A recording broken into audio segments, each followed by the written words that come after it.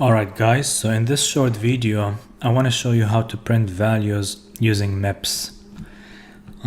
So first let me assign the register is0 the value 10. I can do that by using add immediate. So add immediate is0, 0, 10. So right now the register is0 contains the value 10. Of course I can assemble and I can execute, and if we look here we'll see that I have the value 10, in register is0. Let me hit play and let me go back to edit, and instead of looking here to see what the value of is0 is, I'd like to print the value of is0 here in the console view. So for me to do that, the first thing that I need to do is I need to put the content of is0, which is the thing that I want to print, in the register a0. So I can do that by adding 0 to is0 and putting it in a0. So I can say, let me put is0 plus 0, that's is0 plus 0, and I want to put it in a0.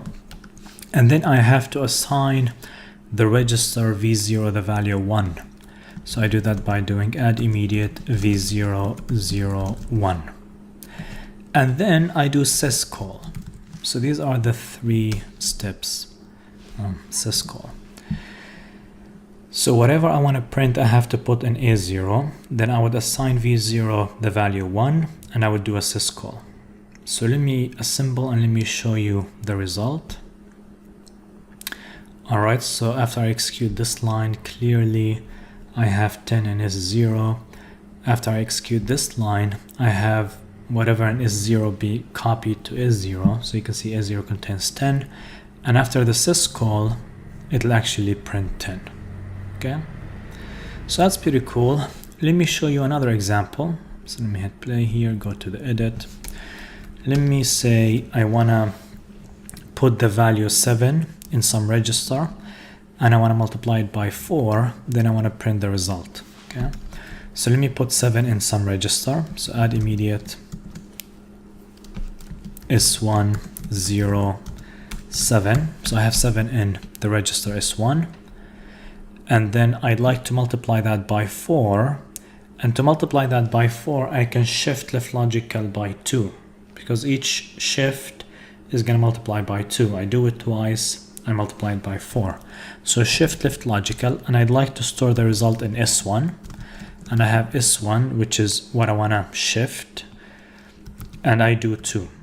So again, I'm shifting left logical s1 by 2 positions, and I'm storing the result in s1.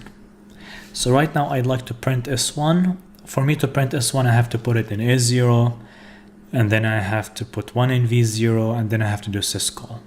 So I can do add immediate a0 s1, 0.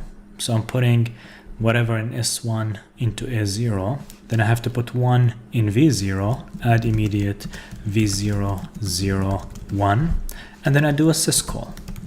Okay, so if I assemble that, and if I go 1, 2, 3, 4, 5, you will see that it printed 28, which is 7 multiplied by 4.